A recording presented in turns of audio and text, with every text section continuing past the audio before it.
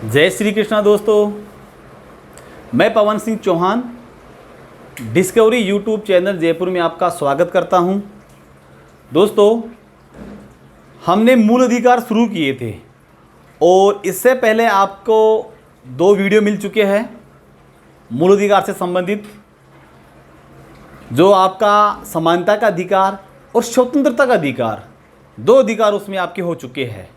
आज आपका ये जो तीसरा वीडियो है मूल अधिकार से संबंधित, इसमें हम देखते हैं आपका जो तीसरा अधिकार है। और दोस्तों, ये जो आपका तीसरा अधिकार है, ये है शोषण के विरुद्ध अधिकार।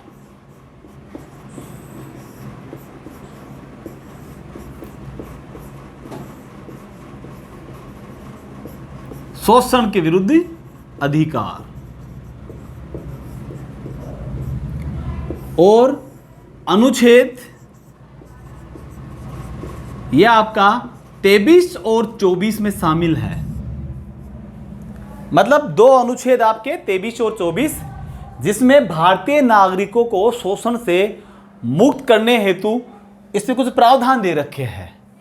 तो इसमें जो पहला है वो है आपका अनुच्छेद 23। अब अनुच्छेद 23 में क्या है, इसमें दे रखा है बेगार प्रथा का अंत। बेगार प्रथा का अंत। अब ये बेगार प्रथा क्या होती है दोस्तों? आपने देखा होगा प्राचीन काल में या आज़ादी से पहले या कुछ आज़ादी के समय बाद में, या कई एग्जाम्पल आज भी मिलते हैं इसके।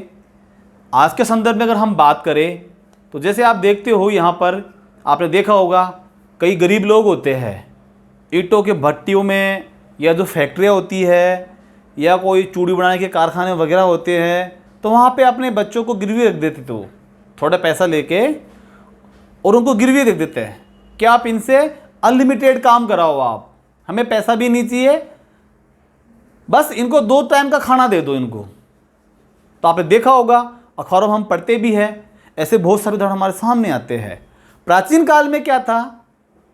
प्राचीन काल में यही था कि लोगों को बिना मजदूरी दिए या फ्री में काम करवाया जाता था, उनका शोषण किया जाता था।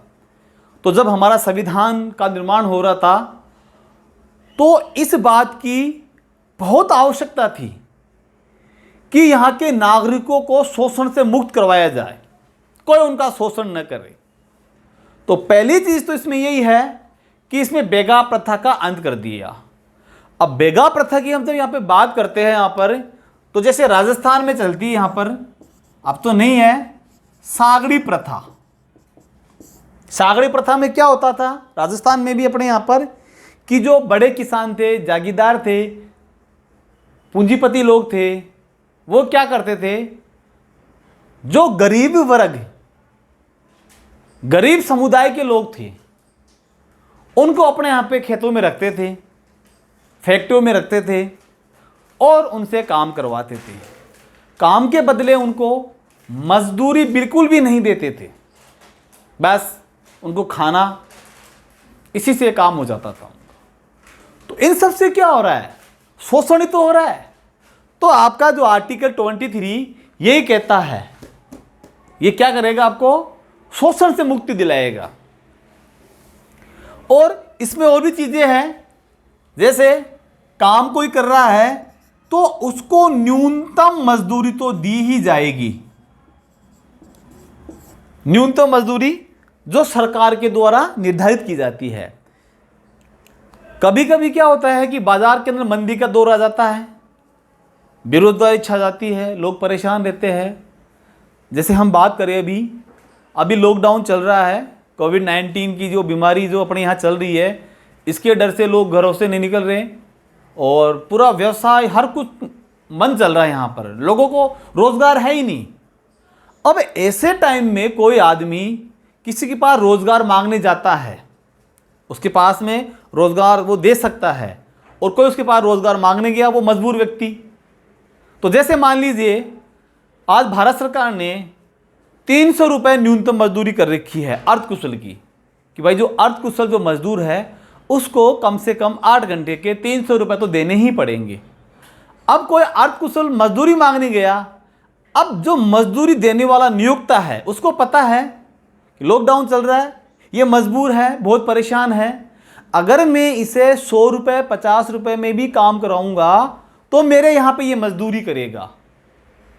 तो ऐसे में वो आदमी जो बेचारा मजबूर है वो नहीं चाहते हुए भी उसके पास में मजदूरी करेगा कम पैसों में। तो ये भी क्या हो रहा है, शोषण ही हो रहा है। तो यहाँ पे न्यूनतम मजदूरी का भी प्रावधान है कि भाई न्यूनतम मजदूरी तो दी ही जाएगी। तो ये कौन कहता है, आपका आर्टिकल 23। इसके बाद में है इसी का नेक्स्ट आर्टिकल 24, अनुच्छेद 24। तो अनुच्छेद 24 में क्या है कि आपके जो छोटे बच्चे हैं उनको यहां पर शोषण से क्या है, मुक्ति दिलाई गई है। शोषण से मुक्ति दिलाई गई है। मतलब मूल संविधान था, उसमें यह प्रावधान था कि जो छोटे बच्चे हैं 14 वर्ष से कम जिनकी एज है, ऐसे बच्चों को जो खतरनाक कारखाने वगैरह फैक्ट्रियाँ वगैरह है वहाँ पे काम नहीं करवाया जाएगा। क्योंकि ऐसी जगह पर जब ये छोटे बच्चे काम करेंगे तो इनके स्वास्थ्य पे विपरीत प्रभाव पड़ेगा, उनका शारीरिक विकास नहीं होगा, बहुत सारी बीमारियां हो जाएगी। तो संविधान में ये प्रावधान था, मूल संविधान में, कि 14 वर्ष से कम आयु के बच्चों को ऐसी जगह पे काम नहीं करवाया जाएगा। लेकिन दोस्तों इसके बाद में संशोधन भी हुए हैं और आज देखते हो आप कि छोटे बच्चों को काम करने पे बिल्कुल प्रतिबंध लगा दिया है। कैसे? जैसे आज देखते हो कोई होटल है, रेस्टोरेंट है, कोई चाय की दुकान है, कोई ढाबा है, कोई टेक्निकल मिस्त्री की दुकान है या और कोई दुकान है, वहाँ पे बच्चे जो काम करते हैं तो उनके काम करने पे प्रतिबंध लगा दिया गया है। अगर कोई मालिक किसी फैक्ट्री का, दुकान का बच्चों को ऐसे काम करवाता है तो बिल्कुल उसको पनिशमेंट मिलेगा। अब हम राजस्थान का एग्जाम दे रहे हैं तो हमें एक इसका एग्जाम्पल यहाँ पे देखना होगा बच्चों को शोषण से मुक्त कराने के लिए। तो दोस्तों आपको पता है कि दुनिया का सबसे बड़ा पुरस्कार कौन सा है? नोबेल पुरस्कार। नोबेल पुरस्कार जो है, ऐसा कहा जाता है कि ये सबसे बड़ा प्राइज होता है और हर साल दिया जाता है। तो आपको पता होगा कि भारत के अंदर यहाँ पर आपके जो कैलाश सत्यार्थी है, कैलाश सत्यार्थी, साथ में एक पाकिस्तानी लड़की थी मलाला नाम की, इन दोनों को संयुक्त रूप से शांति के लिए नोबेल पुरस्कार दिया गया। 2014 में अपने कैलाश सत्यार्थी और उस पाकिस्तान की जो लड़की थी, इन दोनों को संयुक्त रूप से शांति का नोबेल पुरस्कार दिया गया। अब ये कैलाश सत्यार्थी कौन थे? कैलाश सत्यार्थी वही आदमी है जिन्होंने छोटे बच्चों को शोषण से मुक्त कराने के लिए काम किया है। इनका एक एनजीओ है बचपन बचाओ आंदोलन, और ये हमारे राजस्थान में जो आपका अलवर ज़िला है वहाँ पे एक तहसील है थानागाजी तहसील। तो थानागाजी तहसील में का एनजीओ चलता है। तो वहाँ पर ये क्या करते हैं कि ऐसे बच्चे जो बेचारे गरीब हैं या उनके कोई अभिभावक नहीं हैं, ऐसे बच्चों को ये अपने एनजीओ में वहाँ पर रखते हैं, उनको पढ़ाते हैं, साथ साथ उनको टेक्निकल नॉलेज, तकनीकी शिक्षा वगैरह भी वहाँ पे देते हैं ताकि बच्चा बड़ा होके अपना स्वरोजगार करे या बेरोजगार होके भटके नहीं। तो बहुत अच्छा काम किया कैलाश सत्यार्थी ने, इसीलिए उनको इसीलिए शांति का नोबेल पुरस्कार मिला। बच्चों को वो शोषण मुक्त कर रहे हैं और उनका संबंध कहाँ से है? राजस्थान के अलवर जिले की थानागाजी तहसील से। तो ये हो गया बच्चों के शोषण से मुक्त कराने का संबंध। ये था आपका तीसरा अधिकार, शोषण के विरुद्ध अधिकार, अनुच्छेद 23 और 24 में। इसके बाद में दोस्तों आपका एक महत्वपूर्ण अधिकार एक और आ रहा है, धार्मिक स्वतंत्रता का अधिकार।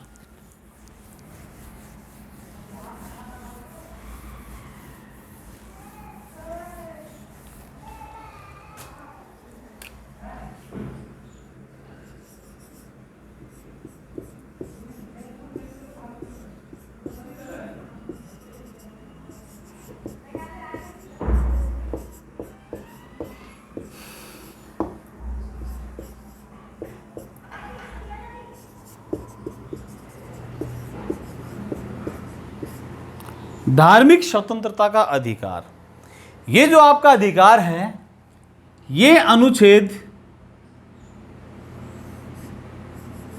25 से लेके और 28 तक है। भारतीय नागरिकों को आपके यहाँ पे जो धार्मिक स्वतंत्रता का अधिकार है अनुच्छेद 25 से 28 तक इसका यहाँ पर विवरण दिया गया है। अब इसमें क्या है कि आपको पता है कि भारत के अंदर यहाँ पर बहुत सारे धर्म, बहुत सारी संस्कृतियाँ हैं। यहाँ पर कहा भी गया है विविधता में एकता। अगर कहीं देखनी हो तो कहाँ मिलेगी? भारत के अंदर। यहाँ पे अलग अलग भाषा बोलने वाले, अलग अलग धर्म के लोग, अलग संस्कृति के लोग, अलग पहनावे के, हर जगह यहाँ पे चेंजिंग है, लेकिन फिर भी क्या है, भारत एक है। तो देखो इसके बारे में देखते हैं हम कि धार्मिक स्वतंत्रता का अधिकार, इसमें क्या है कि आपका जो अनुच्छेद 25 है इसमें पहले सबसे पहले दे रखा है अंतःकरण की स्वतंत्रता। अंतःकरण की स्वतंत्रता। अब भाई अंतःकरण क्या होता है? मन, मेरी अंतरात्मा। कहने का तात्पर्य है, संविधान ये कहता है कि भाई आदमी को अपने धर्म का पालन करने के यहां पर पूर्ण छूट है। वो अपने धर्म का पूर्ण रूप से पालन कर सकता है। सरकार उसके मामले में कोई दखल अंदाजी नहीं करेगी जब तक कि वो व्यवस्थाओं को डिस्टर्ब नहीं करता। तो जैसे हम ये कहें, पहली बात तो ये है, इस पे गौर करना कि आर्टिकल 25 कभी भी ये नहीं कहता कि व्यक्ति अपना धर्म बदल सकता है। मतलब अनुच्छेद जो 25 है उसमें कहीं भी ये लिखा हुआ नहीं है कि आदमी अपना धर्म बदल सकता है, लेकिन ये जरूर लिखा हुआ है अगर कोई व्यक्ति डर से, प्रलोभन से, दबाव से अपना धर्म बदलता है तो ऐसी स्थिति में राज्य उस धर्म परिवर्तन को रोक सकता है। 25 के अंदर राज्य धर्म परिवर्तन का कुछ नहीं कहता इसके बारे में, लेकिन गलत तरीके से अगर धर्म परिवर्तन होता है तो वहां पे राज्य एक्टिव हो जाता है और वहां पे उसको परिवर्तन करने से रोक सकता है। दूसरी खास बात इसके अंदर जो आपका आर्टिकल 26 है इसमें दे रखा है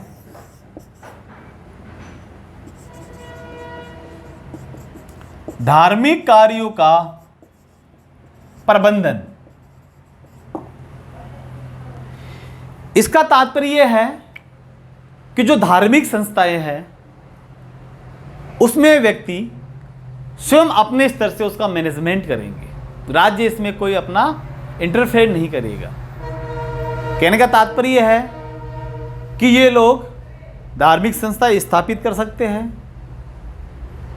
और उनको अपने रूल्स के हिसाब से उसको चला सकते हैं। ये दे रखा आपका 26 के अंदर।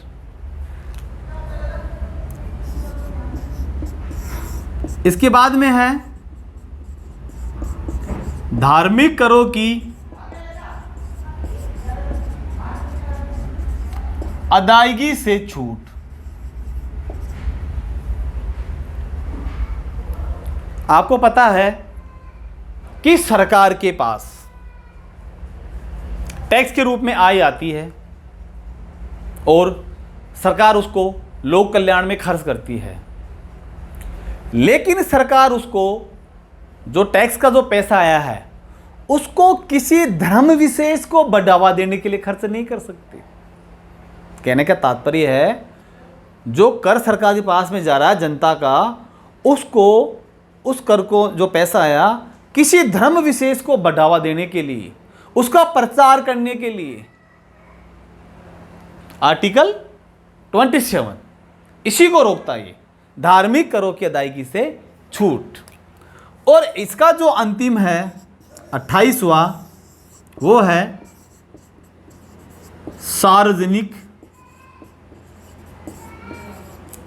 शिक्षण संस्थाओं में धार्मिक शिक्षा पर प्रतिबंध।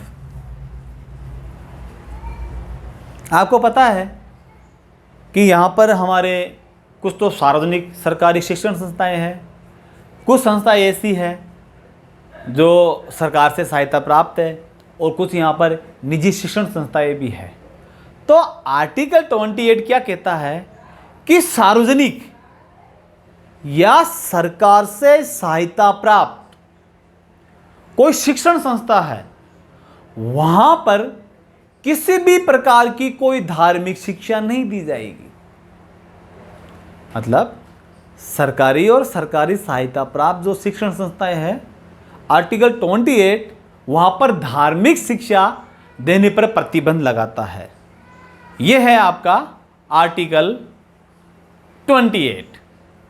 तो दोस्तों, यह था आपका स्वतंत्रता का अधिकार, चौथा और महत्वपूर्ण अधिकार। कि आपका जो 25 है इसमें, वो तो क्या कहता है, अंतःकरण की स्वतंत्रता।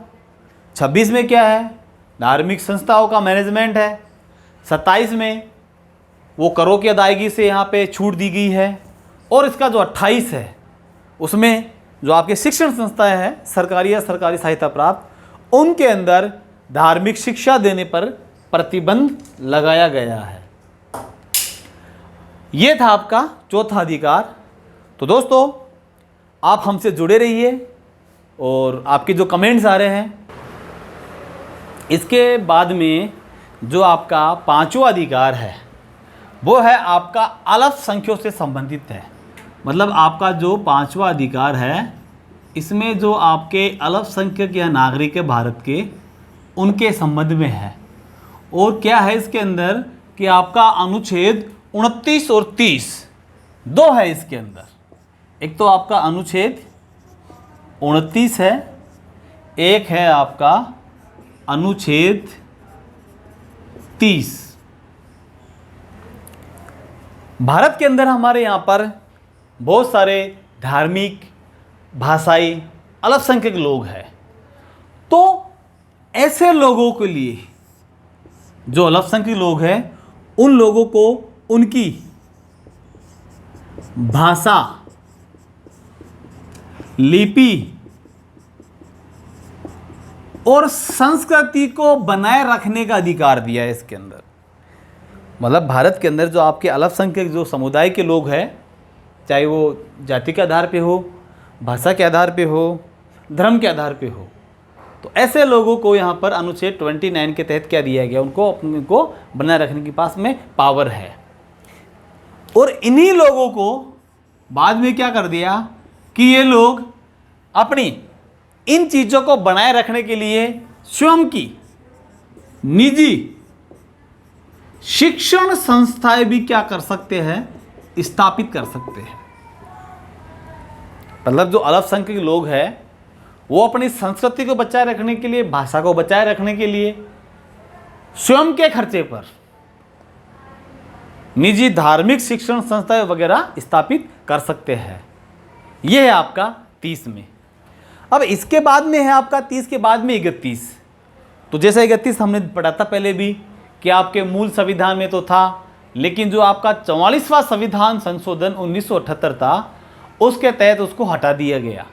और वो जो आपका जो संपत्ति का अधिकार था 31 में, अब संपत्ति का अधिकार नहीं है, और वो क्या हो गया, एक कानूनी अधिकार हो गया। पहले अनुच्छेद 31 में 19 में था और अब 300 में है ये। तो सीधा सीधा 31 हमें यहाँ से छोड़ना पड़ेगा। इसके बाद में जो दूसरा आपका महत्वपूर्ण अधिकार है, जो समस्त अधिकारों की जान है, वो है आपका अनुच्छेद 32। तो हम इसके बारे में देखते हैं कि 32 क्या कहता है।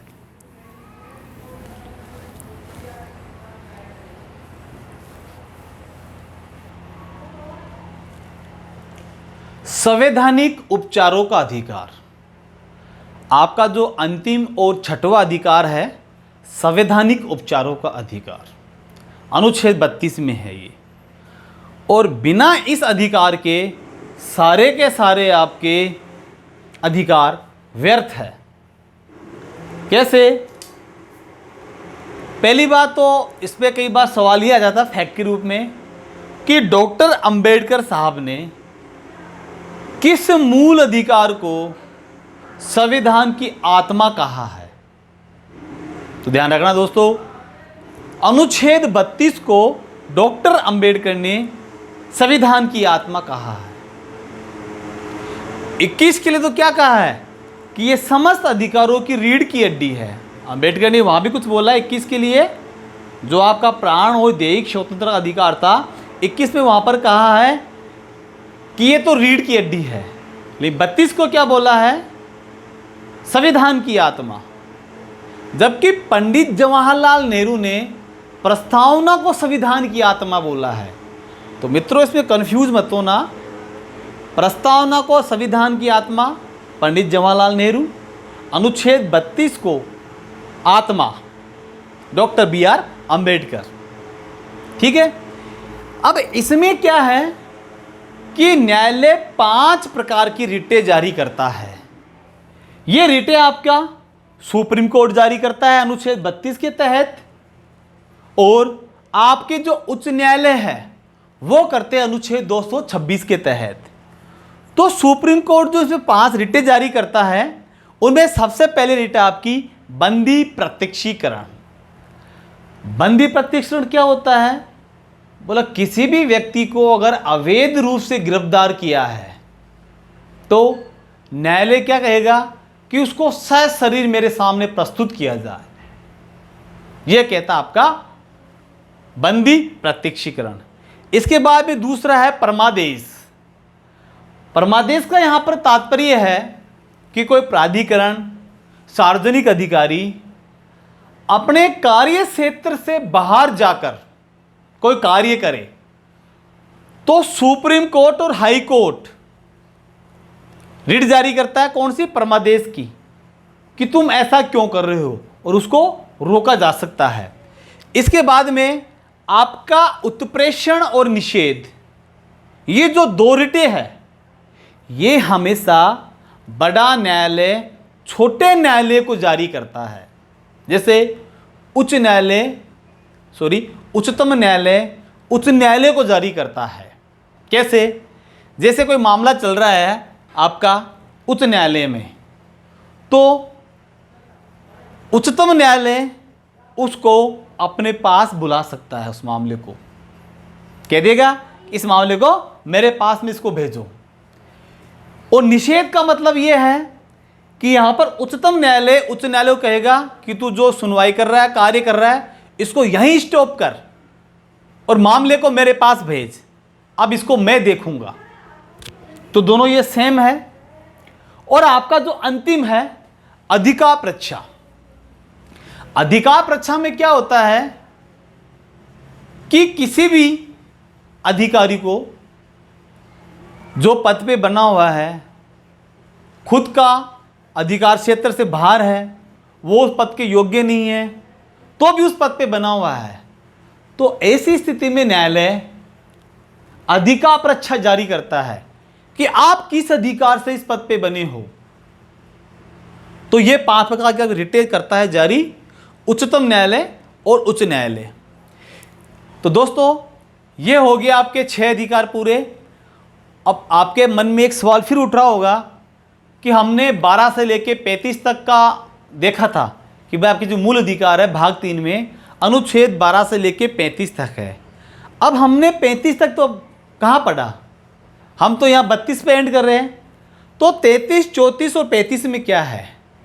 इनके अंदर क्या है? हमारे मार्शल लॉ के संबंध में बताया गया है, उनकी व्याख्या की गई है कि यहाँ पे जब हमारे यहाँ पर मार्शल लॉ लगेगा तो उस स्थिति में कैसे क्या सिस्टम रहेगा, कैसे मूल अधिकार इम्प्लीमेंट होंगे, इसका पूरा समझाया है। तो दोस्तों इसी के साथ आज आपके ये मूल अधिकार का जो टॉपिक है पूर्ण हुआ है। मैंने आपकी इसमें ऐसी कोई चीज़ नहीं छोड़ी है जो आपके एग्ज़ाम में आए और आपको मैंने यहाँ नहीं बताई। मोस्ट ऑफ संभावित चीज़ें भी मैंने आपकी इसमें ली है और आपको समझाने की कोशिश की है। अब इसके बाद में हमारा जो नेक्स्ट वीडियो आ रहा है कल, वो आएगा आपका डीपीएसपी के बारे में। राज्य के जो नीति निर्देशित तत्व है हम उनके बारे में पढ़ेंगे। तो दोस्तों हमसे जुड़िए रहिए और हमारा वीडियो कंटिन्यू देखिए। हम आपसे ये वादा करते हैं कि मैं पूरा का पूरा संविधान आपको यहाँ पढ़ाऊँगा और आप कोई भी एग्ज़ाम देना, आपका एक भी सवाल मेरे पढ़ाए हुए से बाहर नहीं जाएगा, ये मेरी गारंटी है। लेकिन आपको क्या करना है, मेरे जो वीडियो है वो शुरू से लेके और अंत तक देखने हैं, तभी आपको ये समझ में आएगा। वरना बीच में देखोगे दोस्तों बिल्कुल भी समझ में नहीं आएगा। मेरे सारे के सारे वीडियो क्रमबद्ध रूप से है, तो आप इनको क्रमबद्ध रूप से देखो। इनको जब भी आपको टाइम मिले आप इनको देखो और अपने जो चाहने वाले हैं, आपके मित्रगण हैं, उनको भी बताओ, ताकि साथ साथ उनका भी उद्धार हो। और इसी के साथ में आपको फिर कल मिलता हूँ, तब तक के लिए बाय बाय।